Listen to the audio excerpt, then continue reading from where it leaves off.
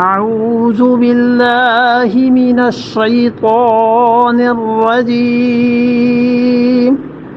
بسم الله الرحمن الرحيم وإن جنحوا للسلم فاجنح لها وتوكل على الله إنه هو السميع العليم۔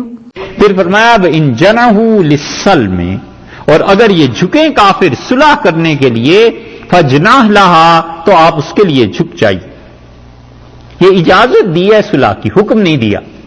یہ نہیں کہا کہ آپ ضروری جھک جائیے، مطلب یہ کہ اگر کافر صلح کرنا چاہتے ہیں، آپ بھی صلح کرنا چاہتے ہیں، حالات ایسے ہیں، سیاسی اعتبار سے قرآن نے جذبات کی رو میں بہ کے نہیں کہا، اللہ کا کلام ہے۔ اللہ نے فرمایا اگر کافر تم سے صلح سے رہنا چاہتے ہیں فجناح لہا، آپ کو بھی اجازت ہے، آپ بھی صلح سے رہیں۔